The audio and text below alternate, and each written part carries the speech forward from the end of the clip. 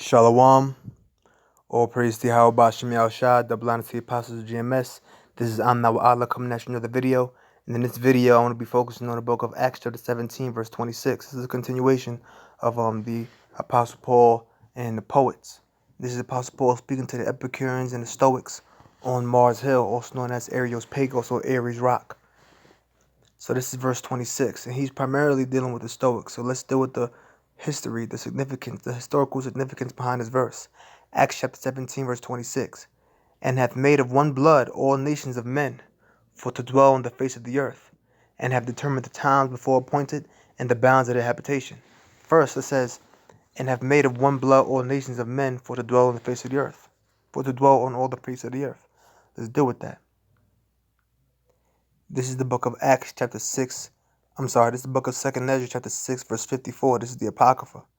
And it says here in verse 54, 2nd Ezra 6 and 54 says, and after these Adam also, whom thou madest Lord of all thy creatures. So the Most High made Adam Lord of all his creatures, of all of his creations, right? And after these Adam also, whom thou madest Lord of all thy creatures, of him come we all, and the people also whom thou hast chosen. It says, of him come we all. So we all come from Adam. And the people also whom thou hast chosen. Who has the Most High chosen? The nation of Israel. The 12 tribes of the nation of Israel, which are your so-called Negroes, Latinos, and Native Americans.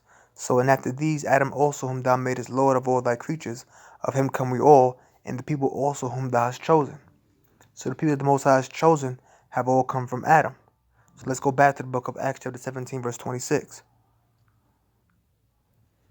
Acts 17:26, and have made of one blood all nations of men, for to dwell on all the face of the earth. Have made of one blood. Who's that? That man Adam. But when you go even deeper into it, Adam, there wasn't just one man. The word Adam goes back to the Hebrew word Adama. Let's get that real quick. This is the book of Genesis chapter 5, verse 1. This is the book of the generations of Adam. And the day that the powers created man, in the likeness of the powers made he him. Okay? The reason why I'm saying powers because that word there, God, in the Hebrew is Elohim, which means the angels or judges. Okay? So I was talking about the one of the world called Jesus Christ, Yahweh Shah, and the angels who were the ones that were commissioned by the Most High to create everything. That's why when you go to the book of I believe it's Ephesians 3 and 9, it tells you the most high or God, it says there, who created all things by Yahweh Shah.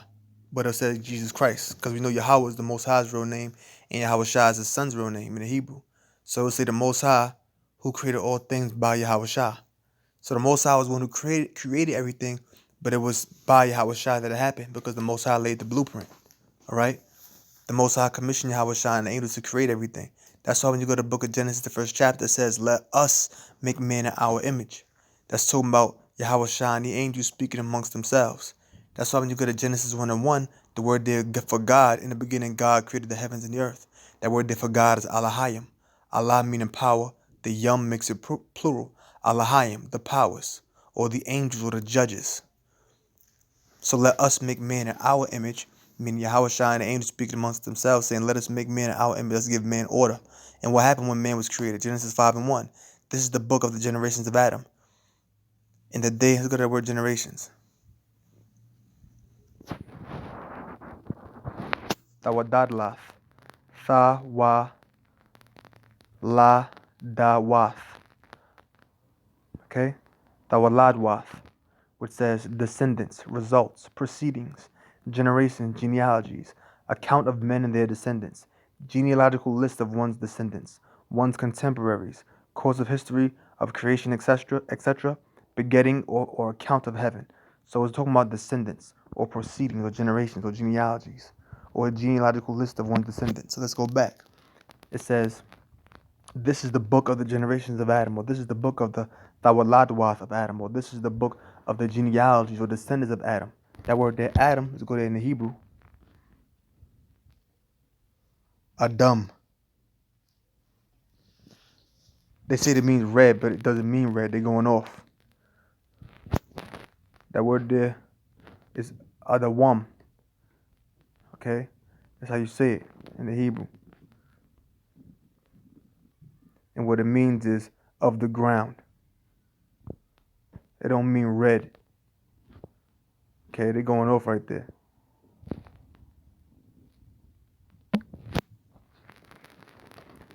But these are the descendants of Adam.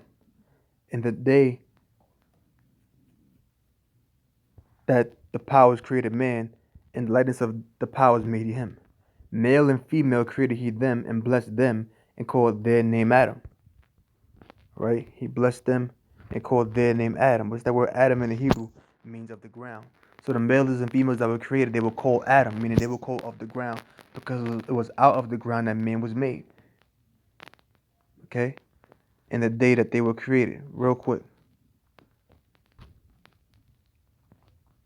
That's how when you go to Genesis 2 and 7, it tells you the Most High formed man out of the dust of the ground. Real quick. Because the city made of him come we all. You have made of one blood all nations. Of him come we all. Because we all came out of the ground. Genesis 2 and 7. It says, and the Lord power, or Yahweh's power, formed man of the dust of the ground, and breathed into his nostrils the breath of life, and man became a living soul. So that was when man was created. Man was created out of the dust of the ground. But we are still made of one blood because all nations came from the ground. There was one particular man, Adam, that the Most High was dealing with, and one particular woman named Eve that the Most High was dealing with among all the people. So that specific man is talking about Adam. Because when you go into Adam's genealogy, Adam and Eve had Cain, they had Abel, they had Seth, and through those descendants came forth who? Noah. Came forth Noah's children, which brought forth Abraham, Isaac, Jacob to the 12 tribes of the nation of Israel. So when you go to Acts 17:26, let's go right back there. Acts 17:26, and have made of one blood all nations of men for to dwell on the face of the earth. 2 Ezra 6:54, at the top right here, it says, and after these Adam also whom thou madest Lord of all thy creatures, of him come we all, and the people also whom thou hast chosen. So we all came from this particular Adam. So let's go back to the book of Acts 17:26. Acts 17:26, and have made of one blood all nations of men for to dwell on the face of the earth. So we understand that now. We all one blood. But how does that relate to the Stoic philosophy? That's why when you read certain words in the scriptures, you gotta look it up. You gotta do the history. Let's go to a Stoic philosophy. This is from www.britannica.com. This is called Cosmopolitanism. This is a Stoic philosophy. It says, Cosmopolitanism in political theory is the belief that all people are entitled to equal respect and consideration, no matter what their citizenship status or other affiliations happen to be. Cosmopolitanism in Stoic philosophy. It says early proponents of cosmopolitanism included Cynic, Diogenes, and Stoics such as Cicero. Those thinkers rejected the idea that one should be importantly defined by one's city of origin, as was typical of Greek males of the time. As a matter of fact, I was speaking to a Greek individual the other day, and he was talking about how you even had Athenians, even today, think that they're better than other people from different parts of Greece because they're from the actual capital. But it said Cynic, Diogenes the Cynic, which that was another philosophy, Cynicism, and the Stoics, such as Cicero, those things rejected the idea that one should be importantly defined by one's city of origin, as was typical of Greek males at the time. Rather, they insisted that they were citizens of the world. See? In Stoic philosophy, they believed that they were, in regards to cosmopolitanism, that people were citizens of the world. Just as, according to the scriptures, people of the whole world, people of the world all come from this one man Adam. Stoic philosophers, if I look at that word citizen,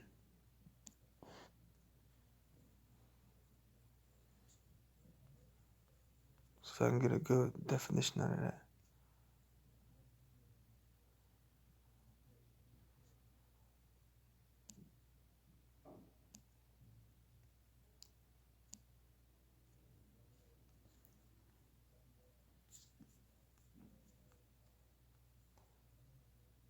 Right here, Merriam-Webster says, citizen definition is an inhabitant of a city or town, especially one entitled to the rights and privileges of a freeman, And right here, citizenship on Wikipedia says citizenship is the status of a person recognized under the custom or law as being a legal member of a sovereign state or belonging to a nation. See? Or belonging to a nation. Did not Paul say in the book of Acts 17:26? What did he say? He have made of one blood. He have made of one blood all nations. All nations come from one blood. That's what he said, right? Citizenship or a citizen is the status of a person belonging to a sovereign state or belonging to a nation. One blood, all nations. Cosmopolitanism and Stoic philosophy believe that you are citizens of the world. A citizen is a person belonging to a nation. Okay? That's how it relates. Only way for you to really understand it, you got to watch from part 1 up until now for you to understand why I'm saying what I'm saying. Stoic philosophers opposed the traditional Greek distinction between Greeks and barbarians by applying to themselves the term cosmopolitans, thereby implying that their polis or city-state was the entire cosmos or the whole world. See? Their city-state was the entire cosmos or the whole world. Alexander the Great discouraged that distinction by allowing his generals to marry women native to lands that they had conquered, but his policy met with resistance in the field and shock at home. It says the Stoics from the 4th to 3rd century BC broke through the Greek linguistic superiority. Broke through the Greek assumption of their own racial and linguistic superiority and considered the new cosmopolitanism from a philosophical perspective. Okay, the earlier Greeks have felt that it was a dictate of nature itself, or the providence of Zeus, that humanity had been divided into Greeks and barbarians. The Stoics argue, on the contrary, that all people share one common reason and are subject to the one divine logos, or word, and therefore the true Stoic sage is not a citizen of any one state, but of the world. See, they felt that in some way citizens will all have some kind of relation. Okay. The later Stoics implemented that idea by stressing acts of kindness even for defeated enemies and slaves. There was also so later Stoics had different beliefs. That's why it says they implemented the idea. It said there were also exhortations to extend the characteristic Stoic love of self, orchiosis, in an ever-widening circle from self to humanity as a whole. Many historians have argued that this Stoic principle helped to prepare for the acceptance of Christianity, in which, according to St. Paul the Apostle, there is neither Jew nor Greek, free nor slave, male or female, because we're all one people. But when the Apostle Paul is saying that, he's referring to Israelites. So that's basically it on that. Let's read a little bit more. It says Epictetus, another of the later Stoics, which when I originally did a show going into Acts 17 chapter, I mentioned him years ago, 1st, 2nd century CE, reminded his followers that all men are by nature brothers, and exhorted them to remember who they are and whom they rule. For the ruled too are kinsmen, brethren by nature, and all are children of Zeus. That's what they believe. They believe they're all children of Zeus, but we're all children of the Most High. Okay? Talking about the nation of Israel. But all men still are all children of Adam. See? So that's all I'm going to read there. Okay? So that's all I'm going to read there. So you get the gist of it. So let's go back. Acts 17:26, and have made of one blood all nations of men for to dwell on the face of the earth. That's true. He have made of one blood all nations of men for to dwell on the face of the earth, because we all come from Adam. In the Stoic philosophy, they believe in the concept of cosmopolitanism, or someone being citizens of the world, or people being citizens of the world. And a citizen is a person belonging to a nation. He have made of one blood all nations. They believe that people were citizens of the world and didn't belong to a particular state, or rather a particular city, but we were all citizens of the world. The ruled are kinsmen even to the slaves, and they believe that people were all children of Zeus, but rather we are all children of Yahweh, specifically the children of Israel. We are the children of Yahweh, the Most High. But the other nations are still of one blood because they come from Adam as well. When you go to that genealogy of the 10th chapter of Genesis, that all goes back from, Noah, so on and so forth, and his children, who are all descendants of Adam's line, that Adam the Most High was dealing with. Okay? Adam and Eve, as we know them as. So let's continue. It says, and have made of one blood all nations of men for to dwell on the face of the earth, and have determined the times before appointed. See, the Most High has determined the times before appointed. So the times before were already appointed by the Most High. Look at that word appointed. Okay. Strong's G 4384. Prostaso. Prostaso. Prostaso. It says to place before, to appoint before, define beforehand. So when something is appointed, it's something that's already considered before, prearranged, prescribed, or beforehand, or something that's already predetermined or predestined. So it says, and have determined the time, just talking about the Heavenly Father now, has determined the times before appointed and the bounds of the habitation. That's true. The Most High has determined the times before appointed. He has predestined things. Let's get that. This is the book of Ephesians 1 and 3. Blessed be the Most High and Father of our Lord Yahushua, who hath blessed us with all spiritual blessings in heavenly places in Yahushua, according as he hath chosen us in him before, went to that word appointed, right? Then I say beforehand, according as he hath chosen us in him before the foundation of the world, that we should be holy and without blame before him in love, having predestined us. Predestined means predestinated. Having predestined us unto the adoption of children by Yahushua to himself, according to the good pleasure of his will. And let's go to that word predestined.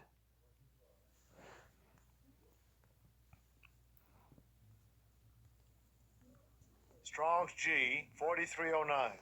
Praarizo. Praarizo. Praarizo. It says to predetermine, decide beforehand. In the New Testament of the Most High decreeing from eternity, to foreordain, appoint beforehand. We read that when we read Acts 17:26. So predestined is to appoint something beforehand. Now look what it says. It says having predestined. It says verse 4. It says at the top of your page. It says according at the top of your screen. It says according as he have chosen us in him before the foundation of the world. So being chosen in the Most High Yahweh Bashem Yahushua before the foundation of the world. So before the world was even founded, before the world was even created, we were already chosen. That we should be holy and without blame before him in love. Let's get that word foundation real quick. See what that means.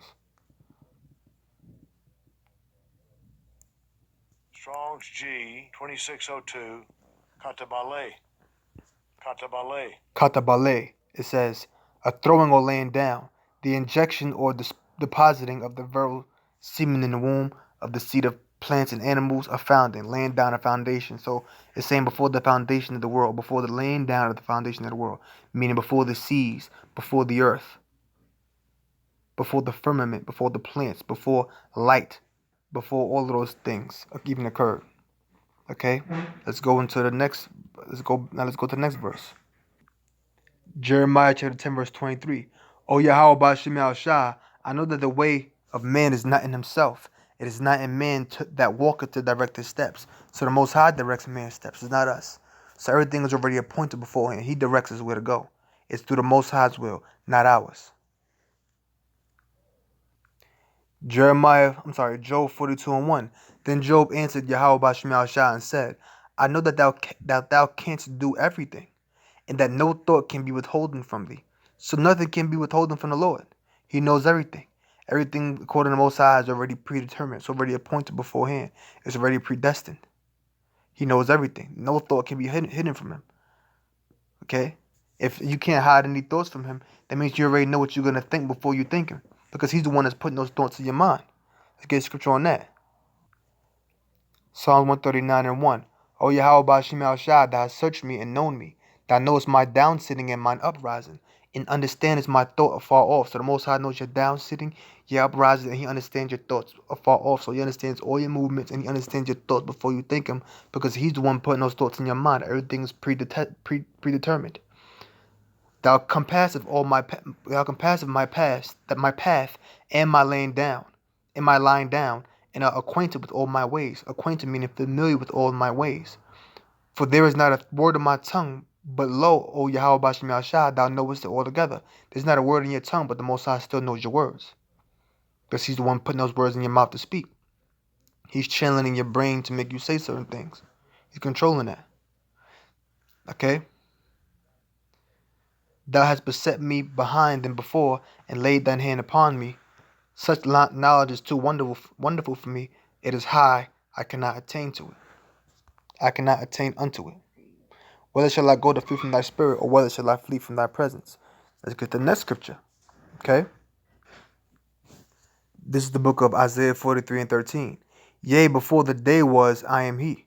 So before there was even day, there was the Most High.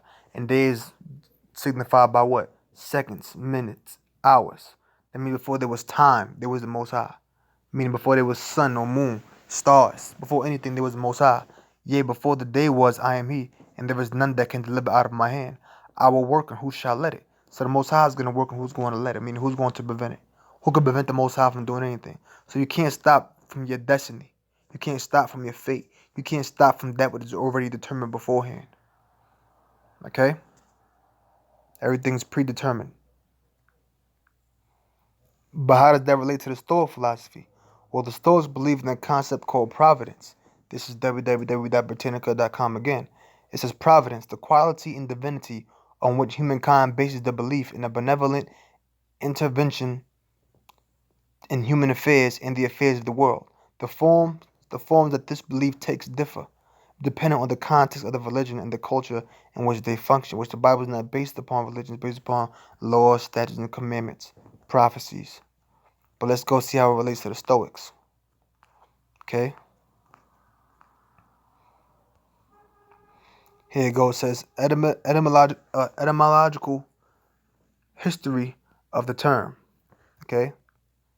It says the English word providence is derived from the Latin term providentia, which primarily means foresight or foreknowledge, but also forethought. See? Foresight, foreknowledge, predeterminism, something that's predetermined, pre-appointed, something that's appointed beforehand, but also forethought and providence in the religious sense.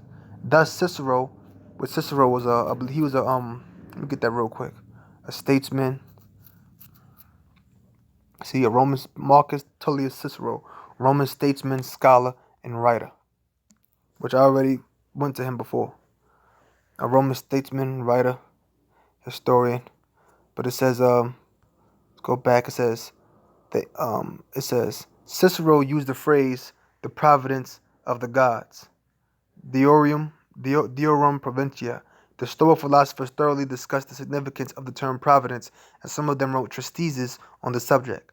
A hymn to Zeus, written about 300 BCE by Cleanthes, a Greek poet and philosopher, is a glorification of the god as the benevolent and foreseeing ruler of the world and of mankind. According to Cleanthes, God has planned the world in accordance with his providence. It says, "For thee, this whole vast cosmos wheeling round, the earth obeys, and where thou lettest, it follows, ruled willingly by thee." It says, the author asserts that naught upon earth is wrought in thy despite, O God, and that in Zeus all things are harmonized. Seneca, a Roman Stoic philosopher, formulates the belief in providence in one of his dialogues as follows: humans should believe that providence rules the world and that God cares for us. It says the Stoic school disagreed with those who believed that the world was ruled by blind fate. They did not deny that a controlling power exists, but as everything happens according to a benevolent divine plan. See, everything happens according to a benevolent divine plan, something that's predetermined.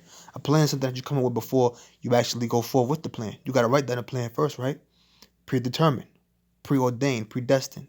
They prefer to call this power providence. According to the Stoic Emperor Marcus Aurelius, God wills everything that happens to human beings. See, did we go to that in Jeremiah 10:23? It's not a man that directeth his steps. The Most High wills everything. It says God wills everything that happens to human beings, and for that reason, nothing that occurs can be considered evil. That's what they're saying. Stoic ideas about providence influence Christianity, which is false, because we was reading things out of the Old Testament. We went all the way back to the book of Jeremiah. Okay? We went to Isaiah 43 and 13, where it tells you before the day was, I am he. Okay? There's other things I could read here.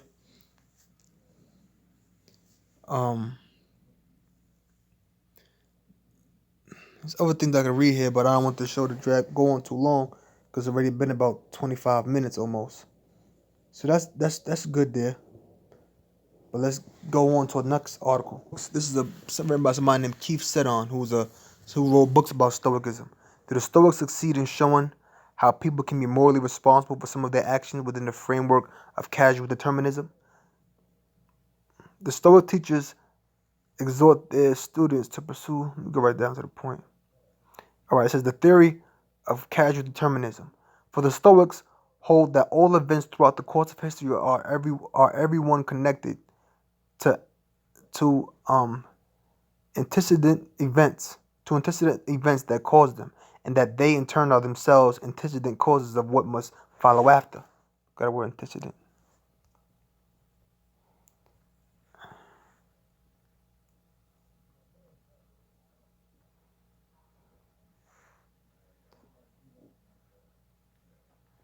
As the cause of an event or situation. Right there. So it says, and they in turn are themselves antecedent causes of what must follow after. This is the theory of casual determinism. Events occur when they do because they are caused by prior events. That's true. Israel committed sin, so what happened? Israel had to go into captivity. And these events were caused to occur when they did by events yet more prior to that. So even before Israel had sinned. Why? Because the creature was subject to vanity. Okay, that's in Romans 8th chapter. And so on all the way back to the beginning of the world. And all the way forward to the end of the world. That's true. So from the beginning of the world to the end of the world, things are already planned.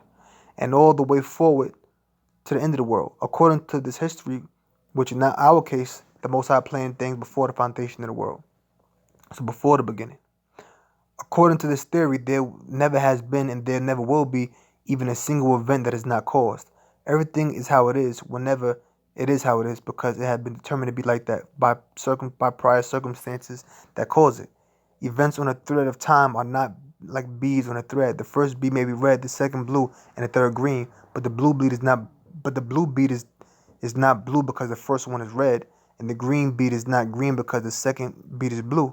Events and time are different. So long as we identify the events correctly, we can say that event B occurs because of event A, and that event C occurs because of event B. Okay?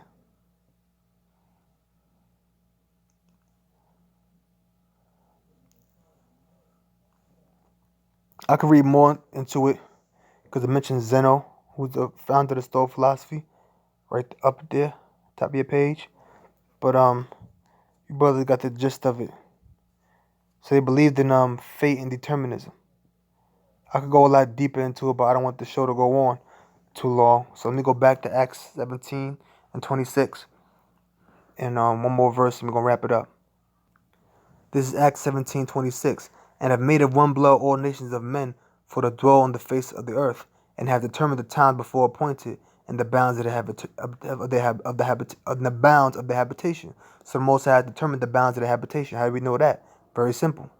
Deuteronomy. This is the book of Deuteronomy 32, verse 27. It says, remember the days of old, consider the years of many generations. Ask thy father, and he will show thee, thy elders, and they will tell thee. When the Most High divided to the nations their inheritance. See, the Most High divided to the nations their inheritance. It said he had he had appointed before the bounds of our habitation, right? When he separated the sons of Adam, see, he separated the sons of Adam. He separated the children of Adam. Ham, Shem, Japheth, they went to their own lands. Even the children of Israel, who came from Jacob, the 12 tribes nation of Israel, guess what? They got their own lands. Ephraim got his own land, Judah got their own land, so on and so forth.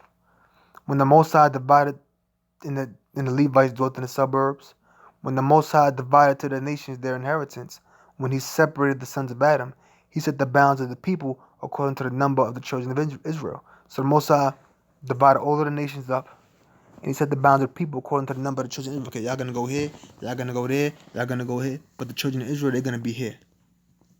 For the Lord's portion is his people. Jacob is the lot of his inheritance. Right. And that's why when you go back into the book of Genesis, the Most High spoke about that the land that Abraham sojourned in was going to be given to his seed. In fact, let me get that. This is the book of Genesis 12 and 7. This is Genesis 12 and 1. Now Yahweh Ba'Shem Shai said unto Abraham, Get thee out of thy country and from thy kindred and from thy father's house into a land that I will show thee, and I will make of thee a great nation, and I will bless thee and make thy name great, and thou shalt be a blessing.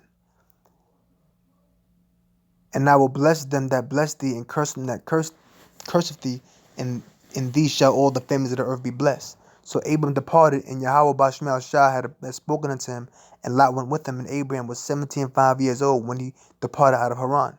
And Abram took Sarai his wife, and Lot his brother's son, and all their substance that they had gathered, and the soul that they had gotten in Haran, and they went forth to go into the land of Canaan. And into the land of Canaan they came. And Abram passed through the land unto the place of Shechem, unto the place of Moreh, and the Canaanite was then in the land. And Yahweh Shemel Shah appeared unto Abram, and said, Unto thee, unto thy seed will I give this land, and there builded he an altar unto the Lord, who appeared unto him. See that? He was told that beforehand, before he even had Isaac, before he had any children, before Jacob was born.